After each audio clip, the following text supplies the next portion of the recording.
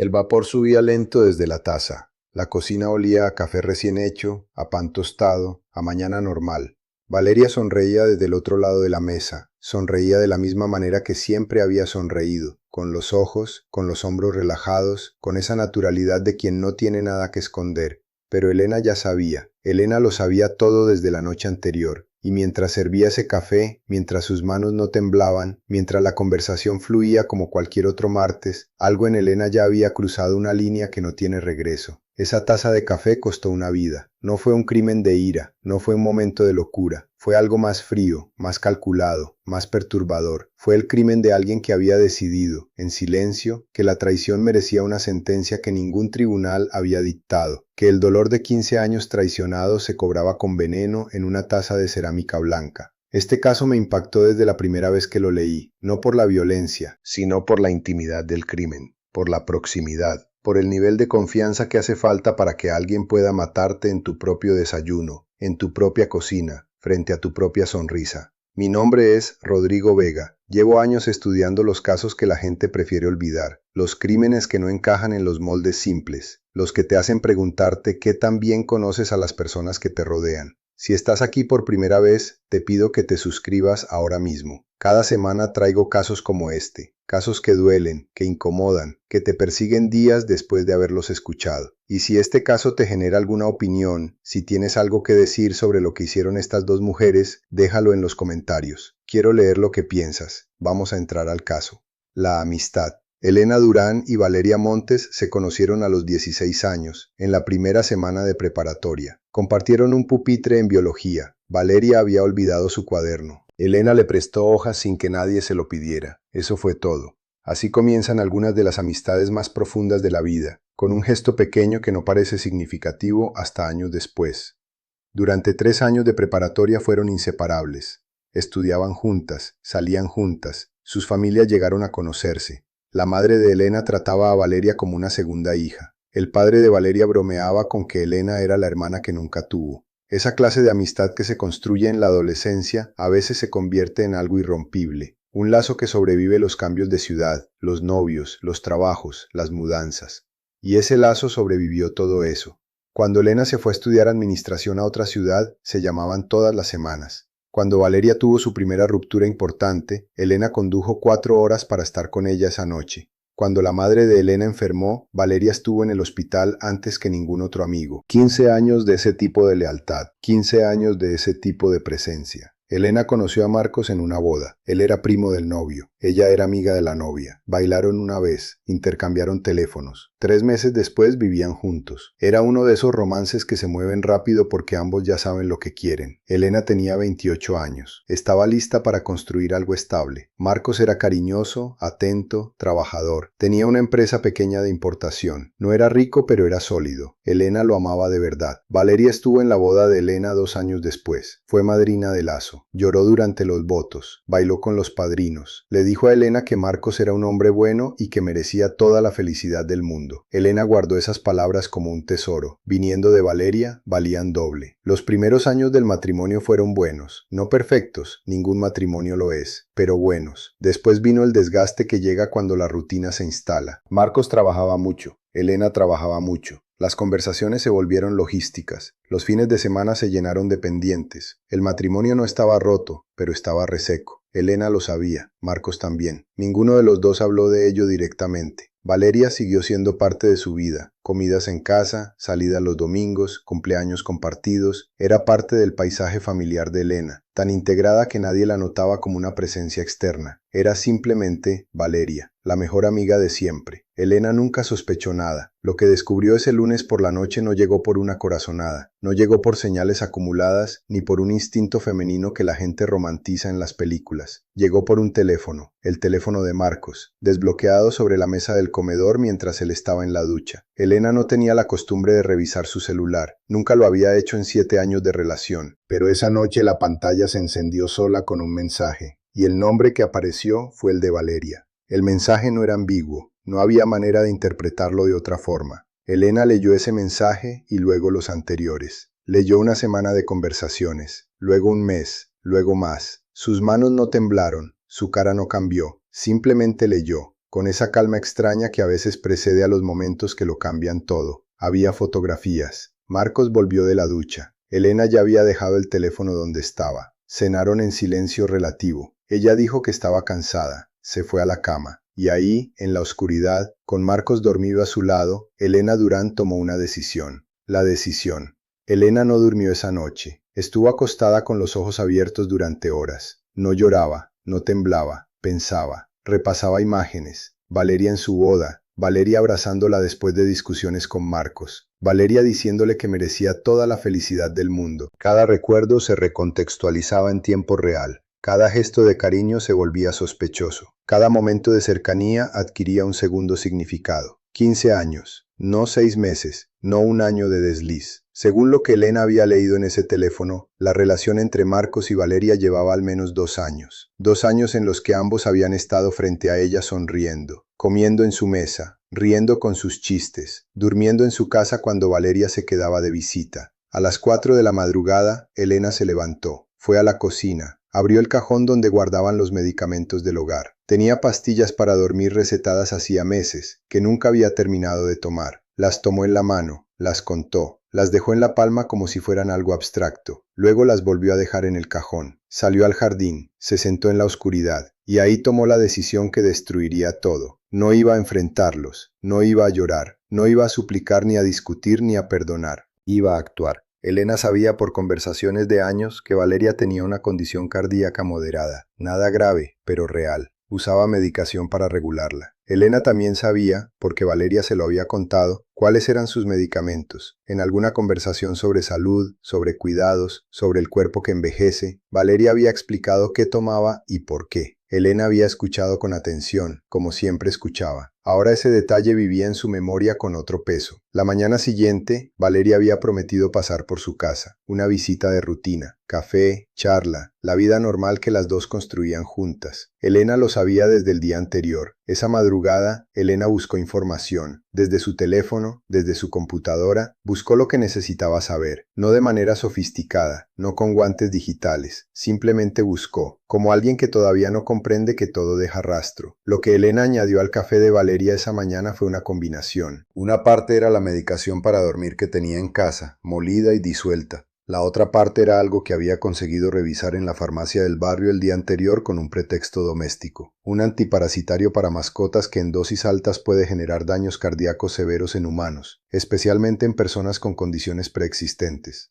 No era un veneno de novela negra, no era algo diseñado por un químico. Era una combinación improvisada, brutal en su lógica, que Elena calculó sería suficiente para generar una crisis en alguien con el historial cardíaco de Valeria. Cuando Valeria llegó esa mañana, Elena ya tenía el café listo. Se sentaron como siempre, hablaron de cosas sin importancia, el trabajo de Valeria, un viaje que estaban planeando, la serie que ambas estaban viendo. Elena sonreía, Valeria sonreía, el café humeaba entre las dos. Valeria bebió su taza entera, Elena bebió la suya. Una hora después, Valeria dijo que se sentía rara, mareada, con el corazón acelerado. Elena le dijo que quizás era el calor, que bebiera agua, que descansara un momento. Le ofreció el sofá. Valeria se recostó, y Elena esperó. La investigación. Valeria Montes llegó al hospital en ambulancia esa misma tarde. Cuando se despertó del mareo, el estado había empeorado. Su corazón latía de manera irregular, tenía náuseas severas. Marcos, que estaba en su oficina, recibió la llamada de la hermana de Valeria y llegó al hospital en 20 minutos. Elena llegó después, se sentó en la sala de espera. Preguntó a los médicos con cara de preocupación genuina. Los médicos en urgencias inicialmente manejaron la hipótesis de una crisis cardíaca relacionada con su condición preexistente. No era descabellado. La paciente tenía historial. Le administraron medicación estabilizadora, la internaron para observación, pero algo no cuadraba. El médico de turno esa noche, un internista con experiencia en toxicología, notó un patrón que no correspondía exactamente con una crisis cardíaca convencional. Los valores en sangre tenían una anomalía particular. Solicitó un panel toxicológico ampliado. En ese momento nadie hablaba de veneno. Era protocolo, una precaución. El panel tardó 48 horas. Durante ese tiempo, Valeria se estabilizó. Los médicos lo atribuyeron a la medicación. Hubo alivio general. Elena visitó el hospital 2 veces. Llevó flores la segunda vez. Marcos estaba ahí. Los 3 estuvieron en la misma habitación. Elena preguntó cómo se sentía. Valeria dijo que mejor, que no entendía qué había pasado. Cuando llegaron los resultados del toxicológico, el médico los revisó solo primero. Llamó a su jefe de servicio. En la sangre de Valeria habían detectado niveles anómalos de un sedante benzodiazepínico y trazas de ivermectina en una concentración que no correspondía a ningún tratamiento médico conocido. La combinación no era natural. No era una interacción de medicamentos prescritos. Era algo que había entrado al cuerpo de Valeria de manera externa. El hospital llamó a la fiscalía esa misma tarde. Los investigadores se presentaron al día siguiente. Hablaron primero con los médicos, luego con la familia, luego con Valeria misma. Valeria estaba confundida, no entendía. Revisó mentalmente las últimas horas antes de ponerse mal. Había estado en casa de Elena, había tomado café, eso fue todo. Los investigadores fueron a la casa de Elena con una orden de cateo 48 horas después del reporte. Encontraron el blister de pastillas para dormir en el cajón de la cocina. Le faltaban varias. No había receta activa que las justificara. La última receta era de meses atrás y el conteo no cuadraba. Encontraron el historial de búsquedas en la computadora de Elena. Dosis de ivermectina, efectos cardíacos, metabolismo de sedantes. Búsquedas realizadas a las 4 de la mañana del día del incidente. Encontraron también el recibo de la farmacia del barrio. Una compra de antiparasitario veterinario, efectivo. Pero la cámara de la farmacia había grabado a Elena. La detuvieron en su casa 2 días después. Elena no huyó, no intentó destruir evidencia adicional. Cuando los investigadores llegaron con la orden de detención, ella abrió la puerta, los miró y dijo una sola cosa. Ya sabía que vendrían. El juicio.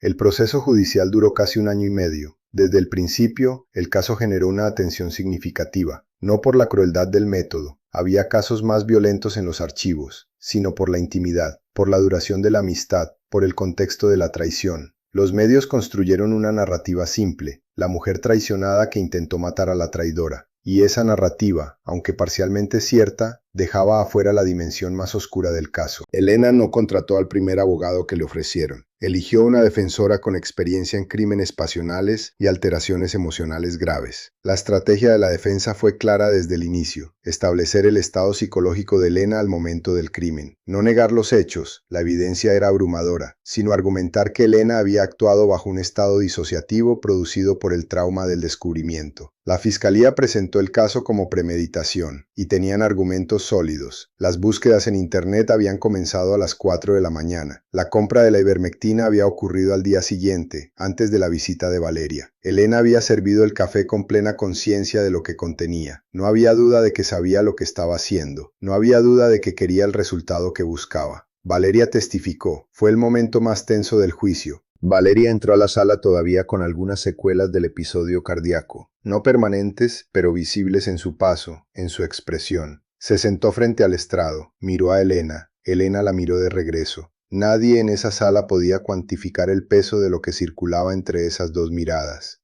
Valeria confirmó los hechos, confirmó que había tenido una relación con Marcos, confirmó la duración aproximada, confirmó que había estado en casa de Elena esa mañana, que había tomado café, que Elena la había visto marcharse antes de sentirse mal. Su voz no tembló al hablar de la traición, pero sí al hablar del dolor que le había causado a Elena. Dijo algo que quedó grabado en las transcripciones del juicio y que los medios reprodujeron durante días. Yo la traicioné primero, pero eso no me daba derecho a morir por ello. Marcos testificó también, admitió la relación, admitió que Elena no lo había confrontado esa noche, que había parecido normal. Dijo que todavía no podía comprender cómo alguien podía actuar con tanta frialdad después de descubrir algo así, que él mismo se había desmoronado al enterarse de todo, que lo que Elena hizo lo perseguía de maneras que no sabía explicar. La defensa presentó a 2 psiquiatras. Ambos hablaron del trauma por traición como un estado que puede generar disociación emocional severa. Uno de ellos acuñó la frase que la prensa adoptó: la mente que no puede llorar a veces actúa en lugar de sentir. Era poética, era relevante, pero no fue suficiente. La fiscalía contraargumentó con la planificación. Alguien en estado disociativo no busca dosis letales en internet, no compra materiales con antelación, no espera al día siguiente. La premeditación era innegable.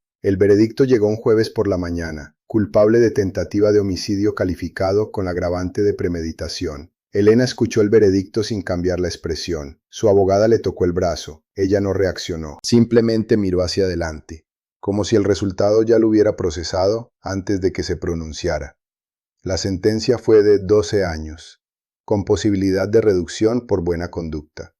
El aftermath. Marcos y Valeria no continuaron su relación después de los eventos. No es difícil entender por qué.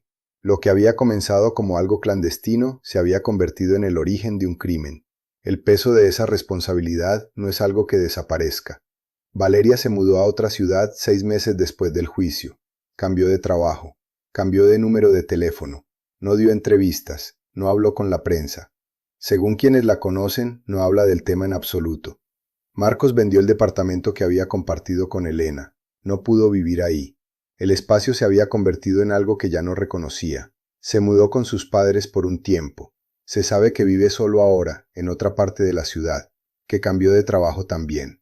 Elena cumple su condena. Ha tenido algunas entrevistas dentro del sistema penitenciario, realizadas por investigadores y psicólogos forenses. En todas ellas ha mostrado el mismo patrón: lucidez, calma, vocabulario preciso. Nunca ha dicho que se arrepiente de haber querido hacerlo. Ha dicho que se arrepiente de haber creído que podía escaparse. Esa distinción es pequeña, pero significativa. La madre de Elena, que siempre trató a Valeria como una segunda hija, no habló con Valeria desde el juicio. No por rencor, por incapacidad, por no saber cómo sostener esa conversación. Lo que destruyó este caso no fue solo el veneno, fue el colapso de un mundo construido sobre una amistad que resultó ser, en partes fundamentales, una mentira sostenida durante años. Elena perdió una amistad, perdió un matrimonio, perdió su libertad. Valeria perdió la amistad que, según ella misma dijo en declaraciones posteriores, fue la más importante de su vida. Marcos perdió todo lo que construyó, y nadie, en ningún punto del proceso, salió ileso.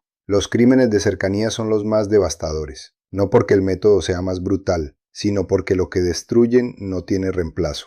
Una amistad de 15 años, una cocina compartida, un café que alguna vez fue solo café.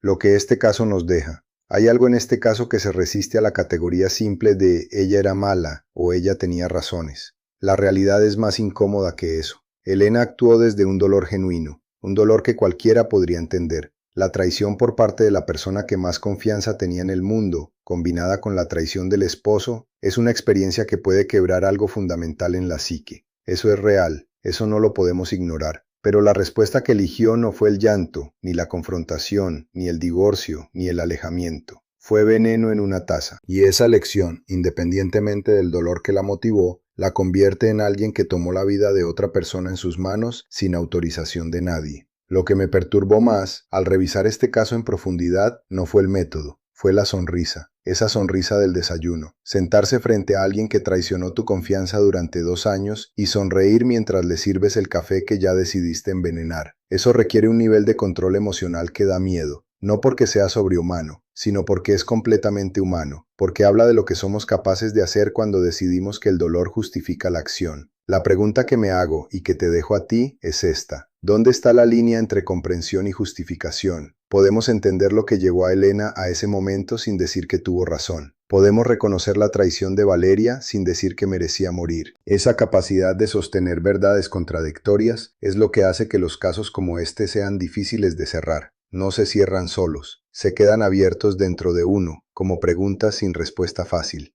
Eso fue el caso de Elena Durán y Valeria Montes, un caso que cada vez que lo revisito me deja con la misma sensación, que las tragedias más profundas no ocurren entre enemigos, ocurren entre personas que se amaron de verdad. Quiero escuchar lo que tú piensas, no hay respuesta correcta aquí. ¿Entiendes lo que hizo Elena? ¿Crees que la sentencia fue justa? ¿Cambias tu opinión si piensas en los 2 años que Valeria pasó sonriendo en su cara? Déjamelo en los comentarios. Esos espacios son los que hacen que este canal exista. Si llegaste hasta aquí y todavía no estás suscrito, este es el momento. Cada semana hay un caso nuevo, casos que no aparecen en los noticieros, casos que te hacen pensar más allá del titular. Si ese tipo de contenido te importa, el botón de suscripción está ahí y es gratis. La próxima semana traigo un caso que también involucra a alguien de confianza, pero el giro es diferente. El crimen no comienza con la traición, comienza mucho antes, con una mentira que nadie notó durante años, hasta entonces. Yo soy Rodrigo Vega, y estos son los crímenes que no deberíamos olvidar.